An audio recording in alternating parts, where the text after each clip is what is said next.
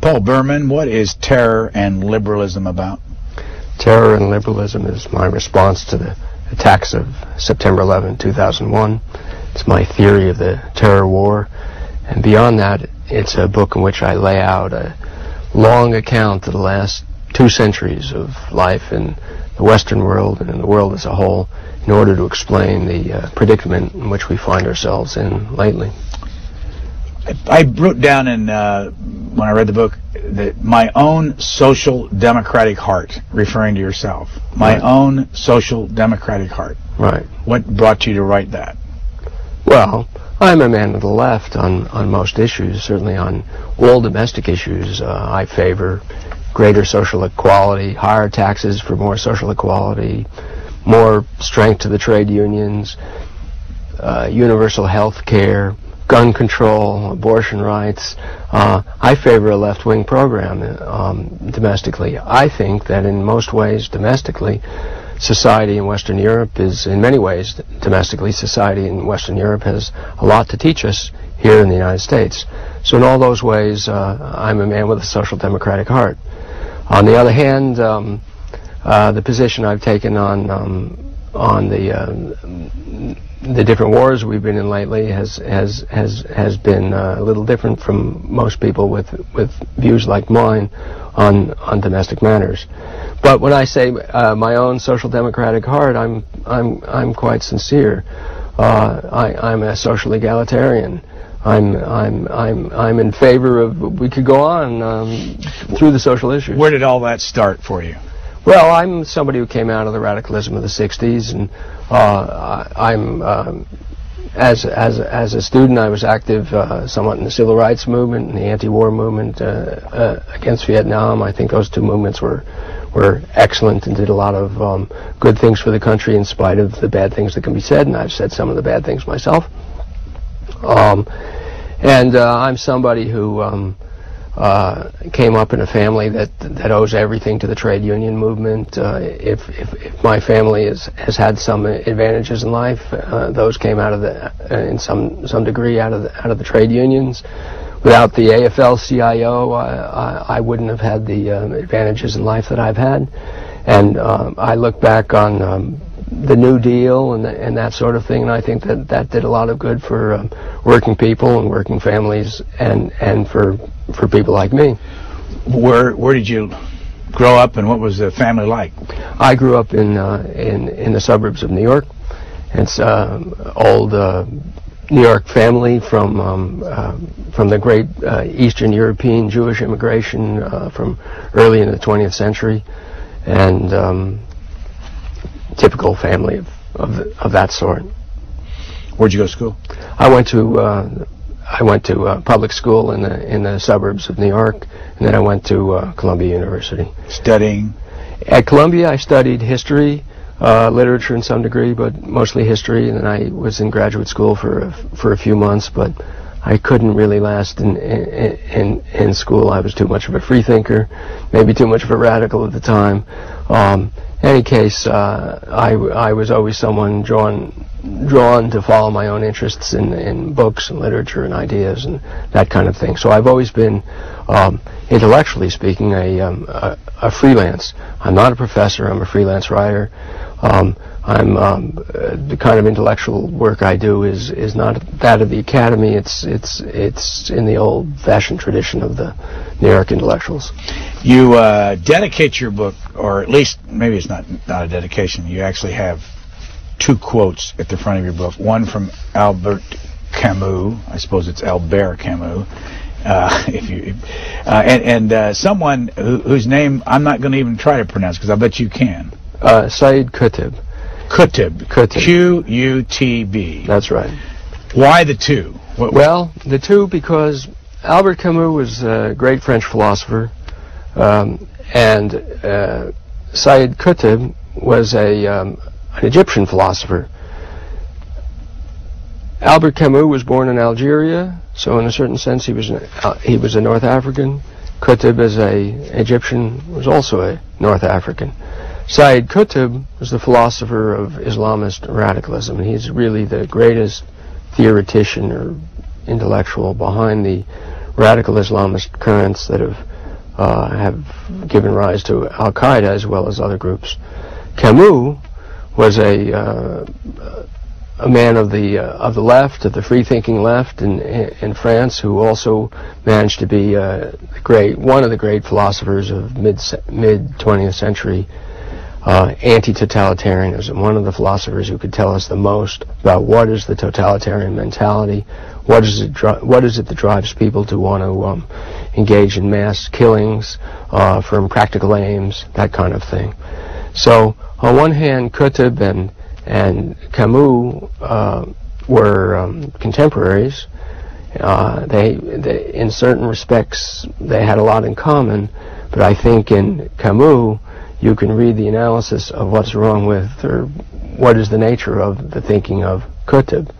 So they are a kind of an odd couple, and those two thinkers, the ideas of those two thinkers really form the two poles of my book.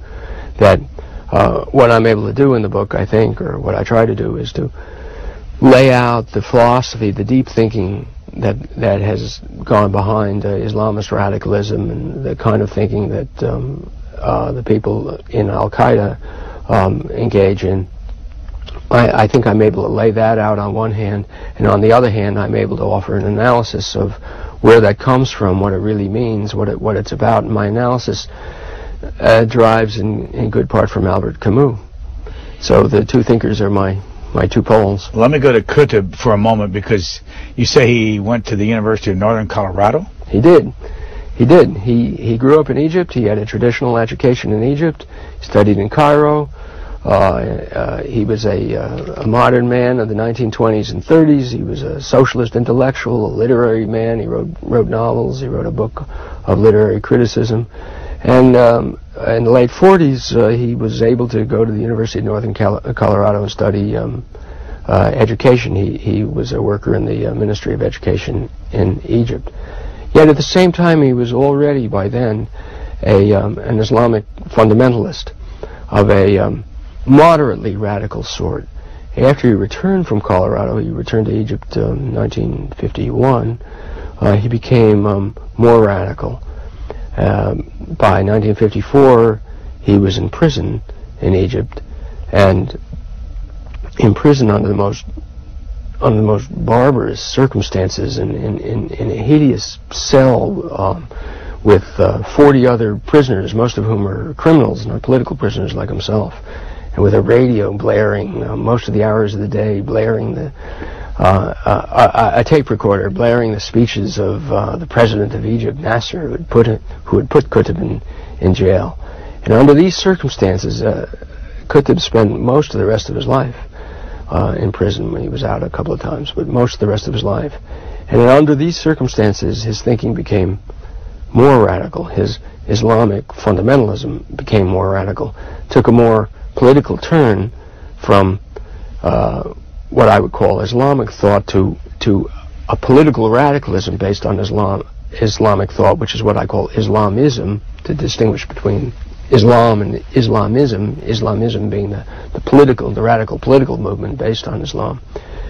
And in these circumstances, in prison for year after year, he wrote a gigantic commentary on the Quran called In the Shade of the Quran, which in Arabic is in 30 volumes. I don't read Arabic, but I've read what there is in English. At this point, I've read about half of it, which is, I think, everything that there is in English.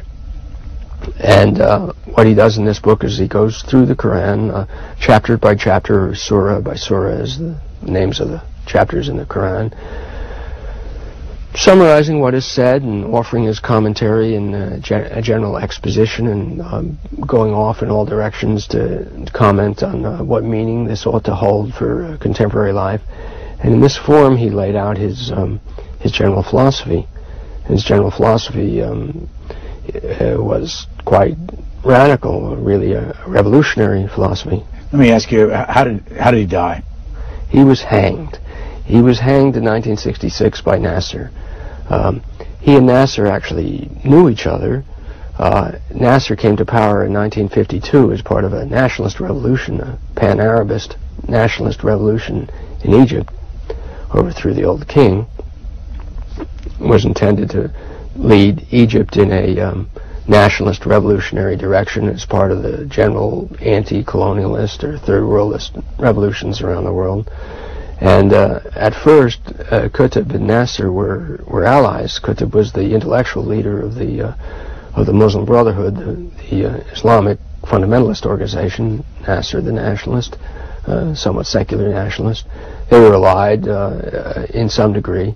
There was some talk or some belief among Qutb's followers, at least, that Qutb might have ended up with the Ministry of Education under Nasser's revolutionary regime. But instead, the two factions, the somewhat secular nationalist radicals and the Islamist revolutionaries, fell out. They had different visions of what the revolutionary movement ought to do. Qutb ended in jail, and finally in 1966, Nasser hanged him. Go back to you say you had 30 volumes. Yes. This is a couple hundred pages. How big would each volume be? Well, let's see. In the English edition, in English it's going to be, when it's finally brought out completely in English, it's going to be 15 volumes. And each of those volumes is, I think, 300 or 400 pages. So this is one gigantic book. All right, I have maybe a naive question. How can you write that much about this subject? Well, there are many disadvantages in being in prison, but one advantage is that you might have a lot of time on your hands. In any case, Qutb was a genuinely talented man. I mean, a brilliant man, and an extremely well-educated man. And he knew the Quran backwards and forward. In fact, he'd memorized the Quran by the age of 10. Memorized every word? Memorized every word. What is it, 800 pages or something like that? Well, it's long. It's like the Bible. And he'd memorized the whole thing, which was and is the traditional method of education. And I mean, it used to be the same. I mean, medieval Jewish education was the same, and I'm sure there are many traditions of Christian education that are identical. So he knew the Quran backwards and forwards, and he was able to write his commentary. He wrote it.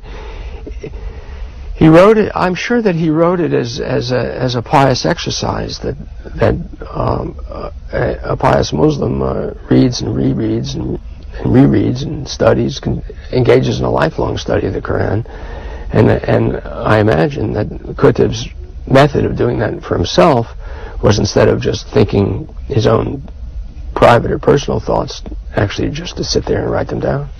At what level do you write for? I mean, I can hear people listening. At this stage in the game of an interview like this, they're either gone because they say, I don't care about that stuff, it's off in some other place, or they say, maybe I can really get some insight into why the Islamists or whatever do what they do. I mean, what level of intelligence do you write for? Do I write for? Yeah, I mean, when you're thinking about it, when you're at the computer, or however, how do you write, by the way? I write sometimes in hand in my notebook, then back to the computer, then scribbling on the printout. I write every which way.